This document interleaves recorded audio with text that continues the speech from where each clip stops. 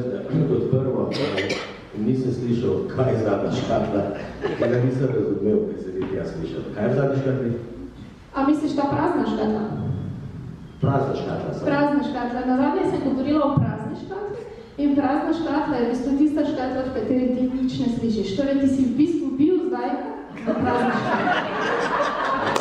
V bistvu je šlo za to,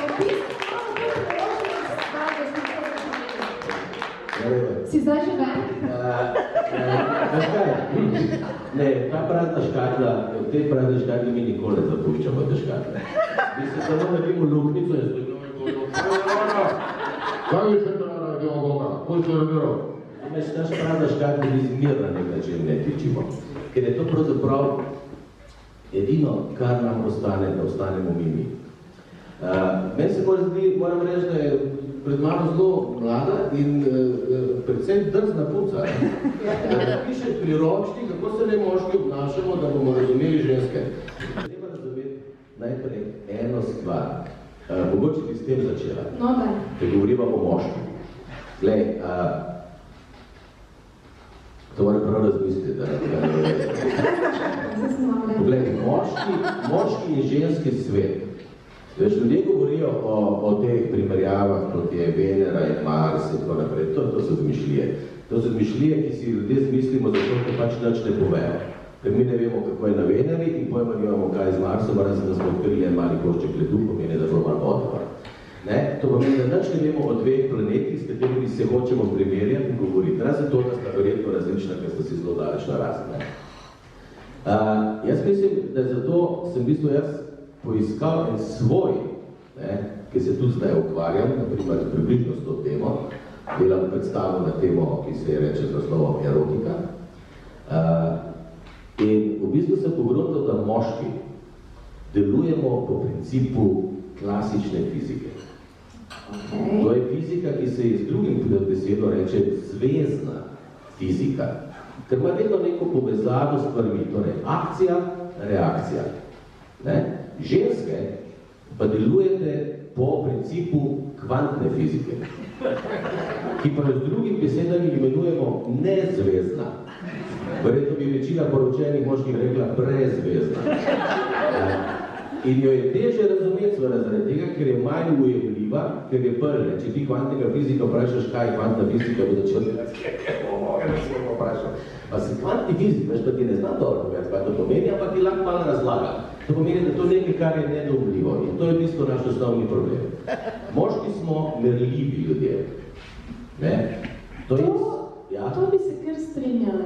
Na najrazličnejše načine ste merljivi. Na več način merljivi. Razumeš? To ni da greva primer, ki si imela že sigurno najmanj dva, ker ima že drugega moža, najmanj dva moško že. Ne bomo sprašvali drugih, Ampak dobro, zagotovo, mislim, ampak večina moških, ženske verjetno mislite, ko moški vpraša ti, a ta tvoj Miha z Kamnika bivši, a je imel, koliko dolgega pa je imel ta? Kaj res to vprašajo? Ja, to moški sprašujejo. Ker mene vseh tistih tri niso spraševali tega. Ja, jaz to vem, verjetno so še bili dovolj mladi. Mladi to ne zanima, to še ne. Ampak to je bistvo tega, zakaj je to vprašanje. Tega mi ne sprašujemo zato, ki bi nas zanimalo, kakšnega ima Miha z Kamnika. Nas boli kurec, kakšnega ima Miha z Kamnika. Če govorim malo vulgarno. In tega vulgarnosti bo danes več, ker je to pač taka tema. Nas zanima samo to, da bi lahko vas zadovoljili. Torej, naš trud je na strani razumevanja vaših potreb. Preko? Če boš ti rekla, ne več, 14 pa pol, ker bo jedna moren stav, pol jaz vem, da se ne rabim sekirati. To se razmišlja že sam po sebi zate da. Razumeš, darilo zate vsakič, kaj se ti pač prepusti.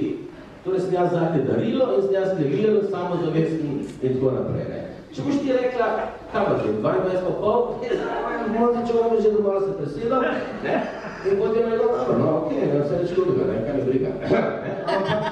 Ampak moram pa uporabiti pač tehniko, Skratka, mi iščemo način, kako vas zadovoljiti. Dobro, vprašanje je samo vprašanje merljivosti, da ni vedno, kje usmeriti svojo energijo v zadovoljevanju vaših, ne samo potreb, tudi vaših si potreba. Se ste povedali, potreba tudi vaše psihe, ohranjanje vaše samozavesti, lepote, občutka, da ste potrebne, občutka.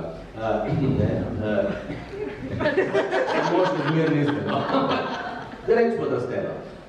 Pač zaradi tega to, hočem reči, ta merljivost je zelo... Ja, merljivost čutim, v bistvu, koliko pomeni merljivost, zdaj skozi tvoje besede, v bistvu, ne? Ker jaz sem izrazila na začetku tega večera, da si želim razumeti moške, ne? In to je zdaj prva alineja, ki je šla v mojo inštalacijo, si predstavljaš merljivost, ne? Najprej si imela slikovne podobe, ko si rekel, moški so merljivi na način, potem si pa predstavljala v bistvu spet slikovne podobe, ne? Kako ti dojemaš v bistvu, ko dobiš ta merljivi podatek o Miheju iz Kamnika, ne?